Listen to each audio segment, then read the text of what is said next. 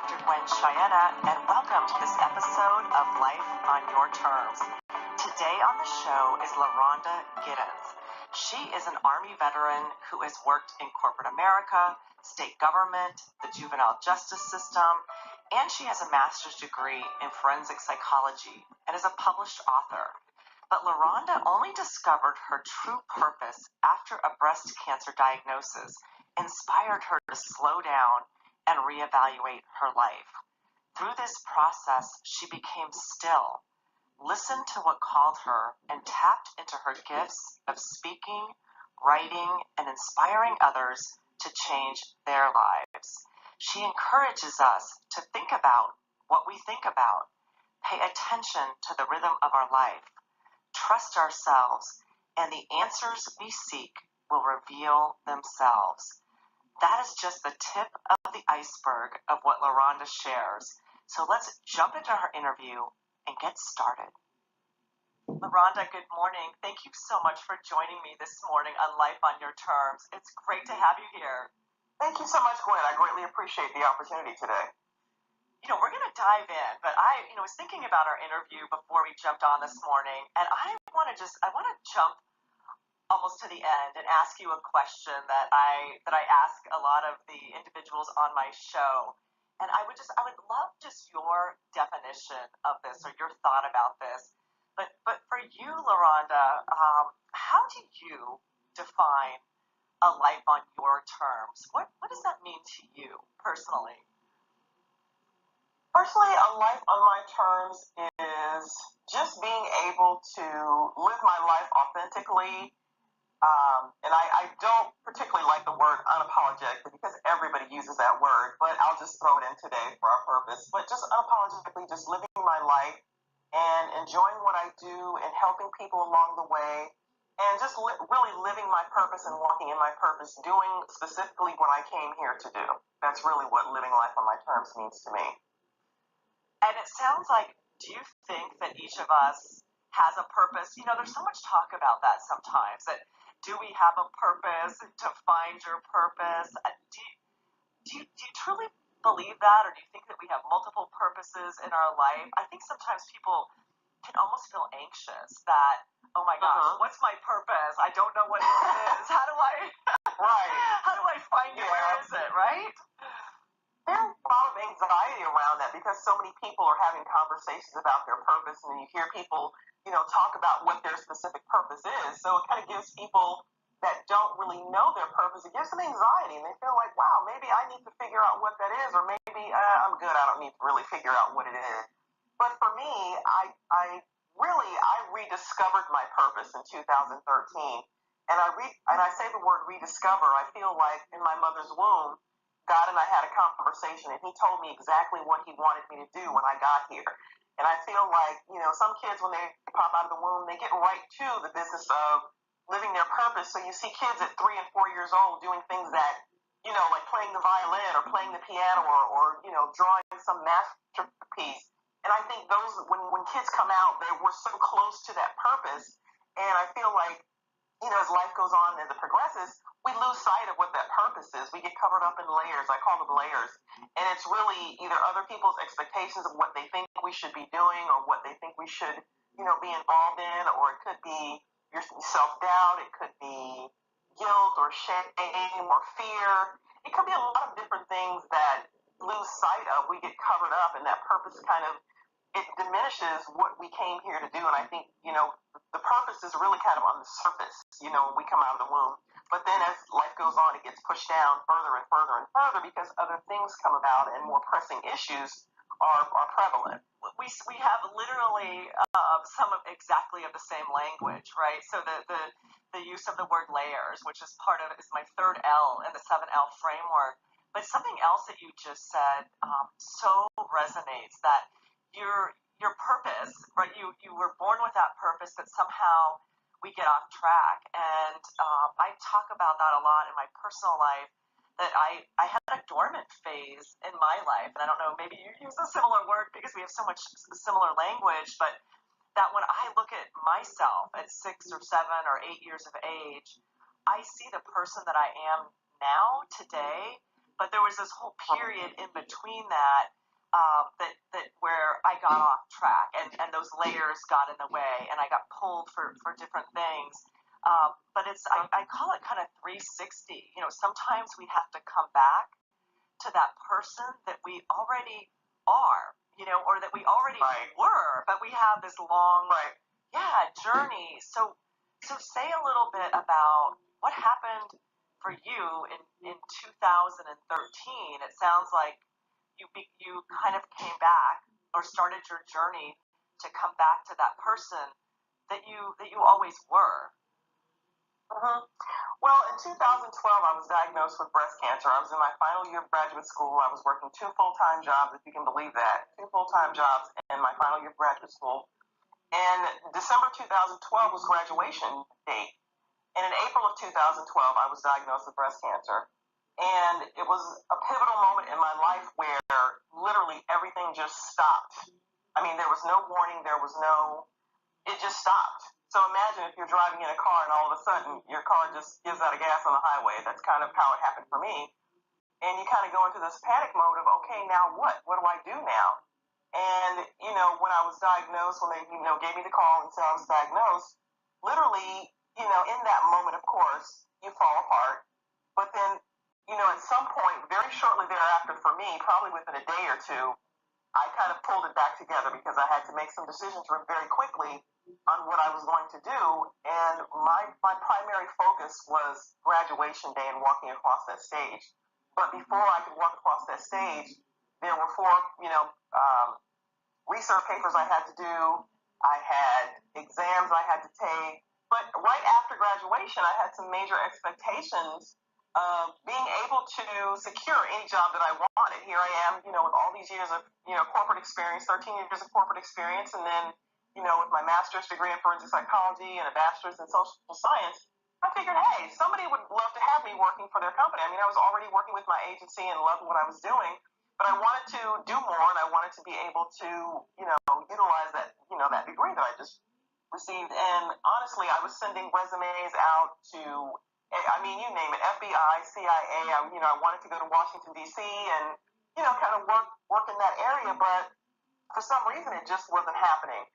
So at one point I said to myself, I said, just stop sending out resumes. Do not do any more inquiries for employment. Just stop. Don't do anything.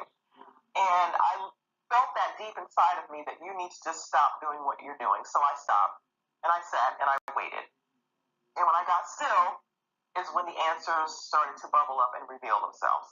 And Loronda, it's so funny that you say that. So, for the listeners following, that was really the first L, right? Which is what I call listening and just sort of paying attention and sometimes getting still. We think we have to hurry, but that's such a great message. Sometimes we do just have to stop and listen and be still and see where we're called. Because if we just keep pounding, sometimes that's not the right answer. So what happened when you got still? Well, when I got still, I got some answers. It literally started to lead me into the direction that I wanted to go. And I didn't know that I was going in that direction, but as I look back on my life, I can see the dots connecting. So this was probably May of 2013. I went to a women's retreat, and literally that was a major breakthrough for me because a lot of things that I had been thinking and feeling and going through, I didn't know all those things were happening. So I had a major breakthrough at that women's retreat, and it kind of gave me a lot of clarity on what I needed to be doing. And when I got back home from that retreat, I was working on my vision board, and that gave me even more clarity.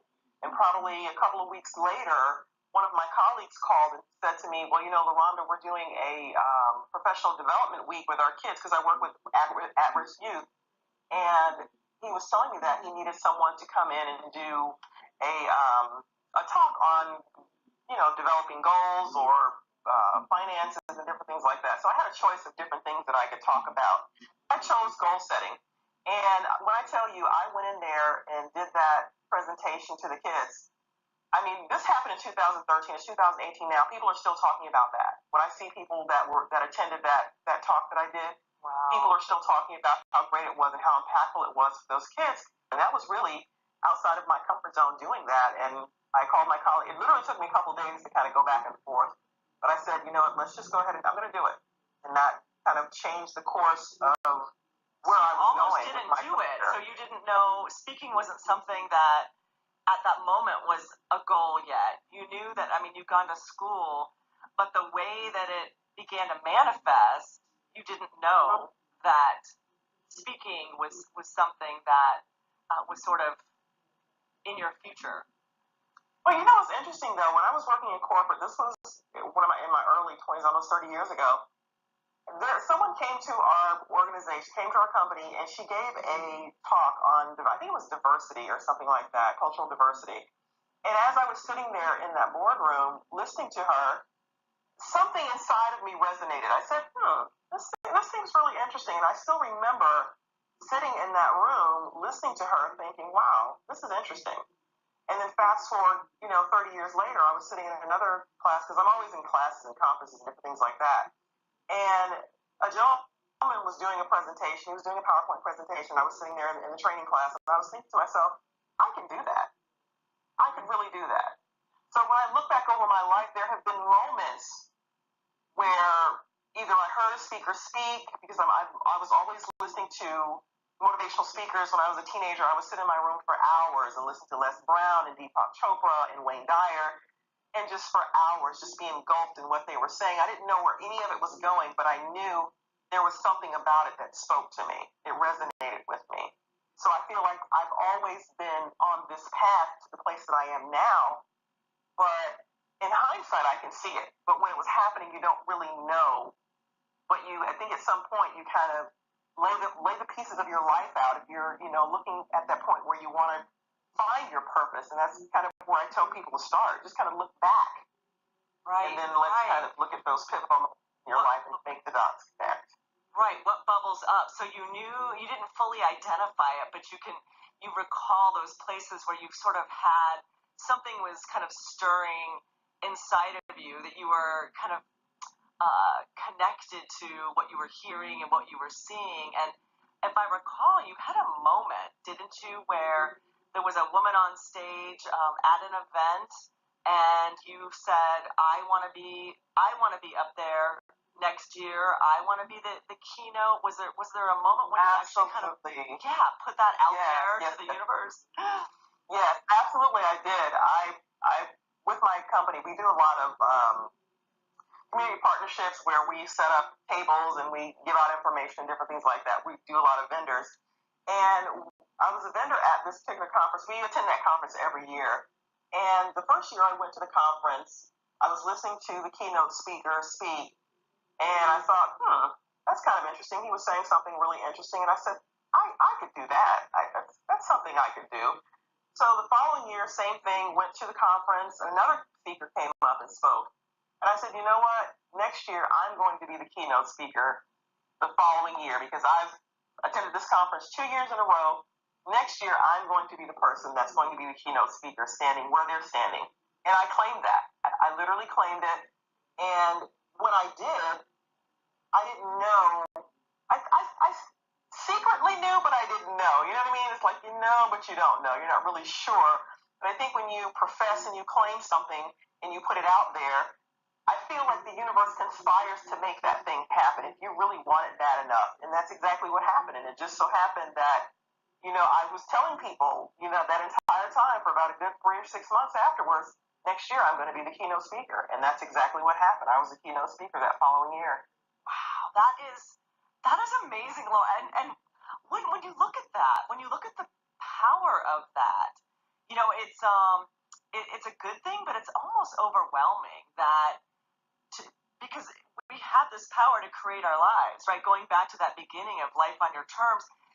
Though, you have to be clear about what it is that you want, and be able to put that out there, and then really embrace it, like you said. Being passionate that yes, this is truly something I want in my life. And was it speaking in front of those young people? What made you just kind of go all in on that? That, you know what, yes, I can do this. I want to do this. Was it a feeling that you that you had when you were in front of those kids, or something that came back from your youth that you said, this is me, this is my purpose? How did you connect all of those dots? I think one of the real interesting moments working with the young people, because it's been 17 years now that I've been working with young people, and at one point I was a keynote speaker at one of their conferences, and I did a vision board activity with a group of teenagers during that conference. And I said to myself, okay, so I talked to these kids for 45 minutes about setting goals and the importance of setting goals. And then we took another 45 minutes doing vision boards. So then I think it's 2 hours I'm able to capture the attention of teenagers, which in itself is amazing. So just kind of harnessing the energy of that. And then I did another class with another group of young people. They were elementary school kids. There was about 100 elementary school kids. We all gathered in the cafeteria. Again, sat down for about an hour, talked about goal setting, the importance of goals, and then we sat down and did another hour's worth of doing vision boards. And these kids were excited. We were having fun. We were, as I was talking, I would call kids up and we'd jump and do high fives and all these different things we were doing. And I'm thinking, wow, I'm able to capture the attention of elementary school kids for 2 hours. So that alone, those two things alone, being able to have their attention and have them engaged with what I was saying for that length of time, it kind of gave me that. It built the foundation of me as a speaker. It kind of solidified something for me. And I said, if I can keep kids' attention, I definitely can keep adults' attention. And it just kind of went from that point to where it is now. And just kind of using everything that I've ever done. And I always tell people, everything you've ever done is connected to everything that you'll ever do. This is not a big mystery at all. It's very simple. Now I can say that, but I love that. I want to hear that again. Everything you've ever done is connected to everything you'll ever do. Yeah, even the things that maybe were tough. So let me just to connect a couple dots here, Loronda, because you talked about the breast cancer piece, and I love the analogy of the car just being stopped. So here you are. I mean, just to kind of recap, you just shared some amazing gems that, being still, right? And then the things come to you, being called to this speaking, and then it growing into this keynote piece. And what about the breast cancer in the midst of this, though? I mean, how did that connect or change your thinking about going after the things that you want in your life? What effect did that, or role did that play in getting to where you are today? It was a pivotal moment because I think when we go through things, something major like that, it requires you to reevaluate your entire life. I don't know about anybody else, but I know for me it was just a moment where, okay, you can't keep doing what you've always done. What else am I supposed to be doing with my life? Because I know that there's something else, and I feel like, all along, life is just a journey. You get those little taps on the shoulder, and you have these breadcrumbs leading you back to that place, even though we may have those dormant moments like you talked about, where we're just dormant. We know what we came here to do, when we first got here, but then we get covered up in layers. But then we have these moments in life that's leading us back to what we're supposed to be doing. And the breast cancer was one of those moments that I just, okay, I'm stopped here, I'm stalled here in the middle of this highway. Now what? How am I going to get to the exit? How am I going to get to the place that I'm supposed to be? Because I know that I'm supposed to be going somewhere. And, I was out of work for probably about maybe 2 months, and my coworkers and my agency was so supportive. They were so amazingly supportive. And when I got back to work, I was driving to work every day, and I'm thinking, okay, I know that there's something else that I'm supposed to be doing. I know that there's more that I'm supposed to be contributing to, the overall humanity. What is that thing? And those were the questions that I kept asking. What am I supposed to be doing? And literally the answers started to reveal itself. When I did the vision board, I put very specific things on there that I wanted to do, and everything was really centered around being a speaker and being able to help other people rediscover what they came here to do. And it wasn't, putting cars and houses and all that different things on there. It didn't have anything to do with any of that.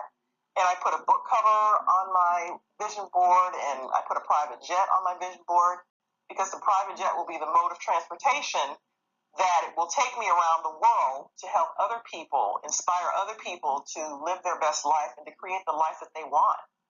So that's really what my plan is. I don't know how the private jet is going to show up. I'm not responsible for how that's going to happen. All I know is that's going to happen, and I'm getting closer to that every single day of my life.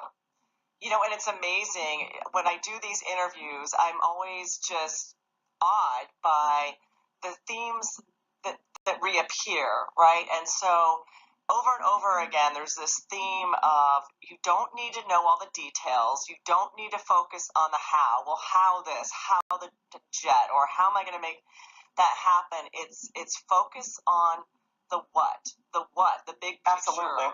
Right? And why is, in your words, you know, Loronda, why do you think, if people say, well, but you have to worry about the how, you know, it's unrealistic. I mean, what is your answer about how the universe conspires, and how, when I listen to you, you are so clear, you are so passionate, you are so kind of knowing and confident that this is your path and your purpose. So number one, I guess my question is, what makes you so sure that you have discovered it and you're on that right path? And two, what makes you so confident that you don't need to worry about the little hows, but you just need to worry about the big what?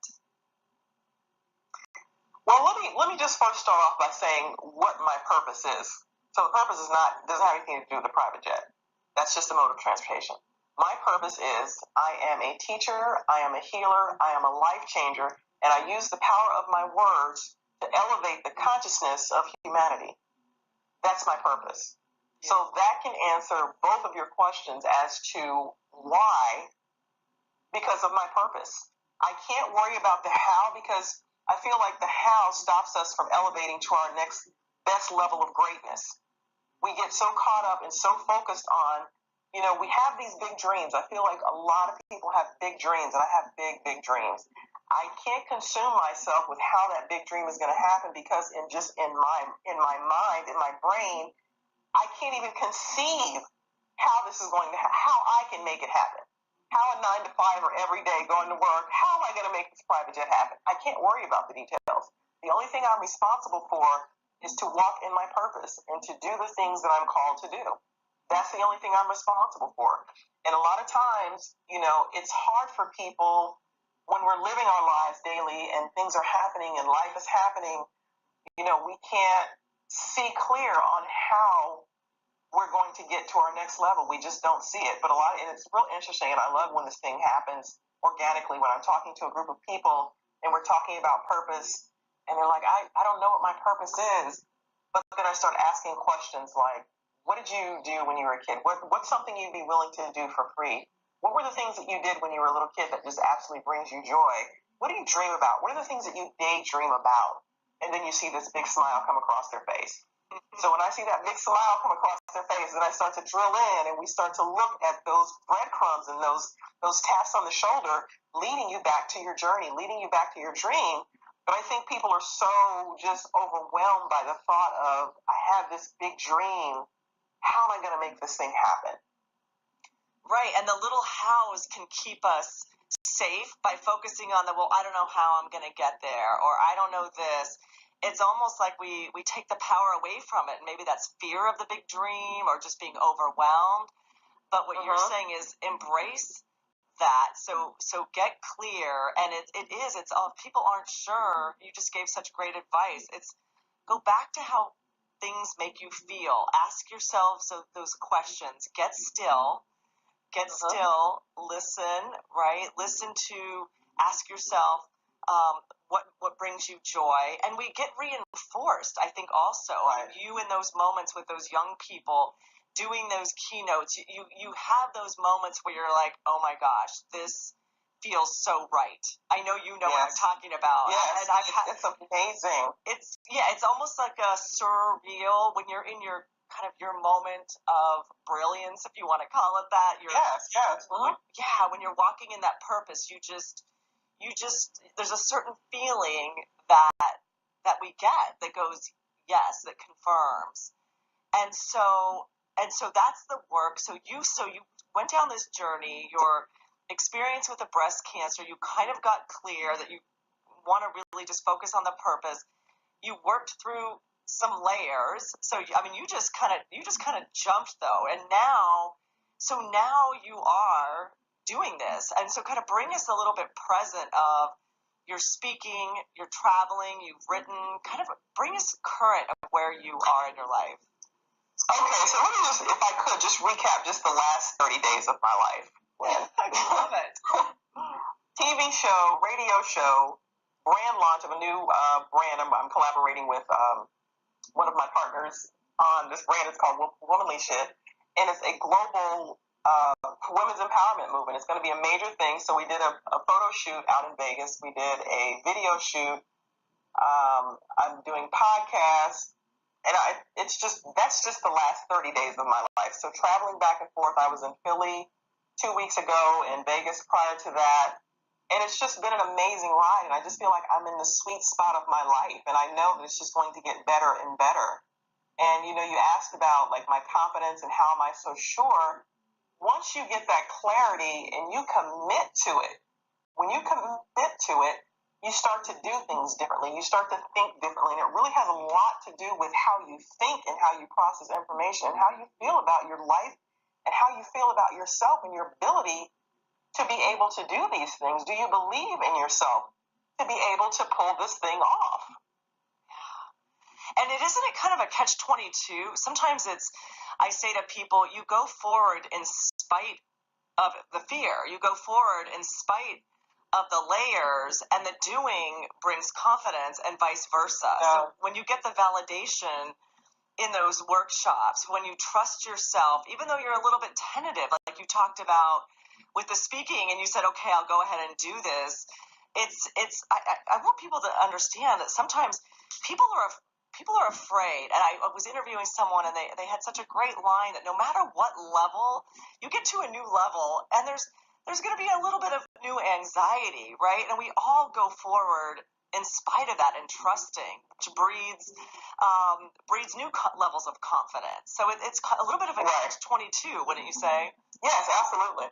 And so TV show, Loronda, first of all, I'm so thrilled for you. I mean, in the time that we started talking and getting ready for this interview, tons have changed. So you have this energy and this momentum behind you. So TV show, radio show, I mean, you are talking about, in the 7L process, it sounds like the 7th L, right, is level up. It's sort of the what's next. Yeah. So you've gone from taking your leap, right, towards your purpose in a huge way.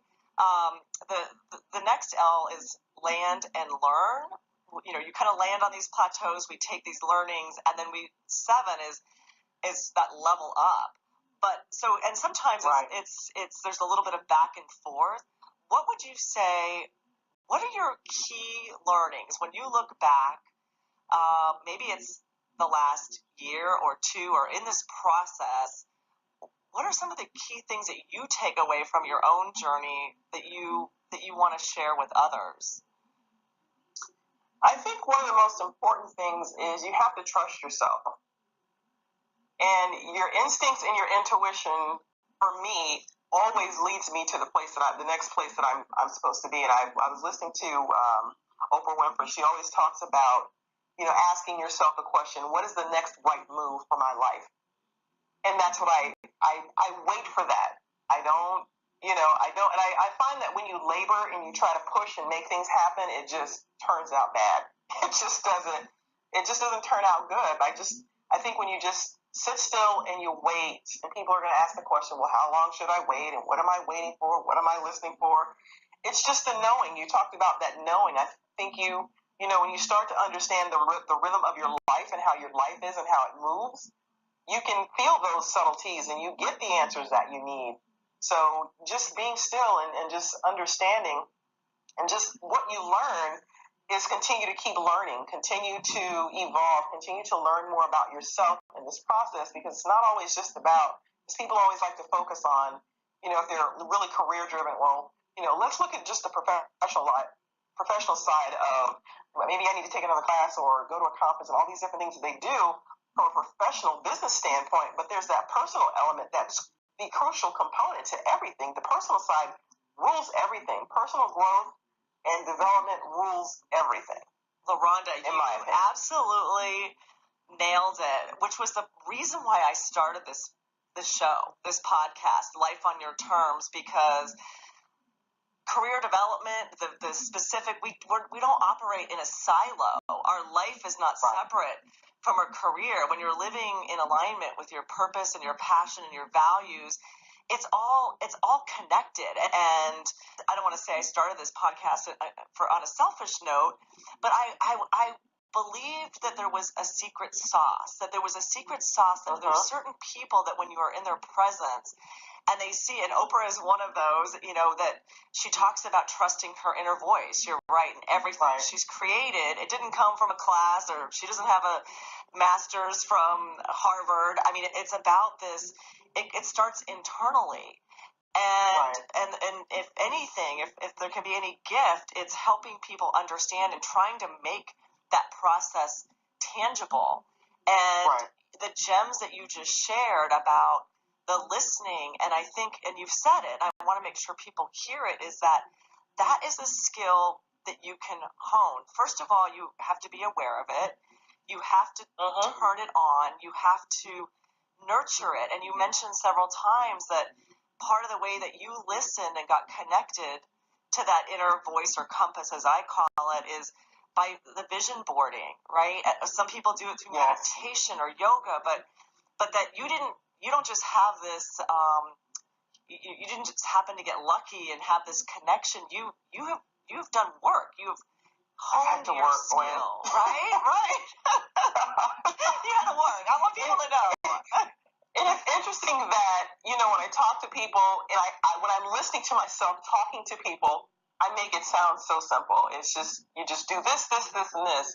But yeah, once you get to a point in your life where you're in the sweet spot and there's that secret sauce happening, you can just kind of say, yeah, do this, and this, but understand that the person that you see has done work, and she continues to do work every single day. It's not a moment where you have arrived at any particular destination, because it doesn't happen that way.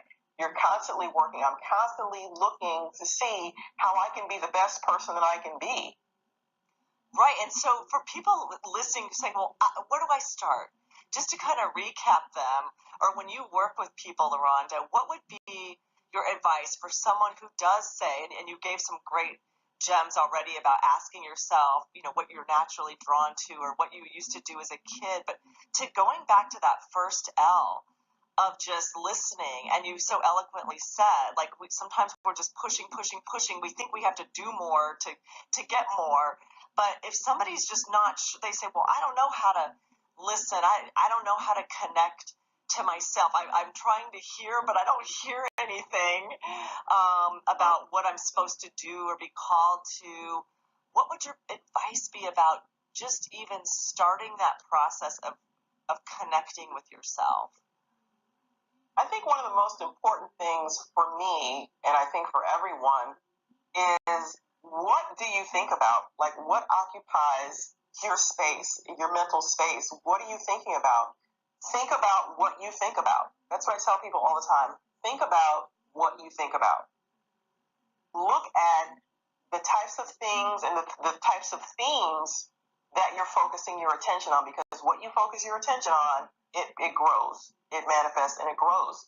So if you have patterns of negative thinking, if you have patterns of self-doubt, or what the things that you're saying to yourself, and this is what I'm telling you now is what I had to do for myself, because I was a very negative thinker. When in my early 20s, I just gloom and doom, and I just couldn't see anything. But inside of me, I knew that there was something deeper waiting to emerge, but I had to get to that point. I had to go in there and dig up the stuff and put it out on the table and do the healing and all of that. So it's really about understanding what you're thinking about and writing that down. I mean, whether it's a day or you take a week and just kind of write down your thoughts And then you start to look at the common themes of the things that you're thinking about. And if they're negative thinking, then we have to work on replacing those negative thoughts with positive thoughts. Even if you don't believe in what you're saying, the positive thoughts, start to say them and repeat them anyway. And I would use positive affirmations. I would have positive affirmations around me all the time. I was constantly looking for something to change my mindset. Because it's like exercise and diet, right? I mean, it's not just to turn it off and replace. I mean, it is a practice, and everyone, again, when I look at the common themes, the positive thinking, the pulling things in, the replacing. First of all, we have to wake ourselves up and be cognizant about our thought process. So that's what you're saying is number one is start paying attention to your thoughts. Right. Challenge them, right, and start replacing, and that's not a one and done. I mean, that's an ongoing. Oh no. Absolutely. Yeah. You have to work. You have to work hard at it. And it's interesting, when I turned 50, I asked myself, what have you learned in 50 years? And literally, like, the first couple of things that kind of came to mind when I was doing the keynote speech a few years ago, anytime I teach a class, I always tell the class, okay, I'm about to drop some nuggets. I hope you guys have your bags ready so you can drop these nuggets in your bag. So I would give them something to kind of think about and just kind of meditate on. And I gave these 3 gold nuggets to the graduation class. And just kind of reviewing those things that I learned in 50 years, I wrote those 3, and then they just kept coming. And I ended up writing 365 of those things. And just kind of looking at your life, and I've actually put it in a book format, look at your life to see what you've learned, what you've accomplished, because you already have a foundation there. You may have a few cracks in the foundation, but you have something solid that you're already standing on. Why not use that experience and those life lessons as a guide, as a lesson plan to transform your life? And that's what I did with my book. It's like when I go through it and I read it, it's like a guide that I used to transform my entire life. And it didn't take, it wasn't a period of a week or two. This was some time. It took some time to really do the work. But you have to dig in and you have to be committed to it. It's going to be painful at some point because you're going to discover some things about yourself that you really don't like. But you have to deal with it. I love that. And the answers are there. And by doing that process, you see your own patterns, your own themes, and which can also help that purpose to reveal that purpose and see where, like you said, the past, it's all there and connected to where you may want to go in the future. And so, Loronda, let me ask you this as we get close to winding down our time. How can people, you are so inspirational, what are the different ways that people work with you or can work with you? I know you're doing the keynote speaking. Where can they find you? And if they want to connect with you more one-to-one, what are the different ways that you work with people? Well, different ways, obviously through the speaking engagements. I'm connecting more in with corporations, bringing words of inspiration to the workplace. I feel it's crucial to be able to do that. So coming in and doing workshops, whether it's breakout sessions or doing the keynotes or coming in and doing vision board exercises with staff members, and just kind of helping them to come out of that place where they're either feeling stagnant or they're feeling stressed out or they're feeling like, what is the next right move for my life? I just don't know, just kind of needing some direction with that. And then there's the one-on-one. I do one-on-one coaching as well. And I go out and speak at universities, kind of talking to college students about, hey, life after graduation is going to be a little bit different than what you think it's going to be. So let's kind of look at some things you need to be thinking about now and not waiting to graduation date. So going into schools and different things like that. But the best way for people to connect with me directly, they can email me at inspired, INSPIRED, the number 2, Peel, PEEL, at gmail.com. Or they can connect with me on my website at LorondaCGiddens.com. That's LORONDACGIDDENS.com. And I'm on Facebook and Twitter and Instagram at Inspired to Peel, or you can just plug in my name and find me there. I'm easily accessible for anybody. You can always Google me too. That's the best way to find anybody. I love it. Days. You are everywhere, and you're becoming even more everywhere with all of your just amazing things that are happening in your life. You know, your journey is just awesome, Loronda. I mean, just starting this conversation, hearing your story of somebody, I can't even imagine you being hesitant in the beginning to accept a speaking engagement. And, you know, and to where you are now, to speaking all over the country, doing television shows, you have discovered and fully embraced your purpose. And I love just how confident and knowing you are about that, and discovering your truth, and just sharing how you've really truly walked through these 7 L's and worked through your layers, and including the health component. You know, that can be a layer as well as a wake up. So many people will take away and be inspired by what you've shared, and reach out to you. I'm so grateful for your time today. Well, Gwen, I'm the one who's grateful. I really thank you so much for the opportunity, and it was really a great, amazing conversation. I appreciate that so much. Thank you, Loronda. We'll be seeing you. Thank you, Gwen. Thanks for joining me on another episode of Life on Your Terms. I hope you'll follow me on LinkedIn, subscribe to the podcast on iTunes, and visit the website loytinnercompass.com. I would love to hear from you. I'd love to hear about where you are in your journey in the 7L framework, and have a dialogue. So reach out, and in the meantime, have the courage to live life on your terms.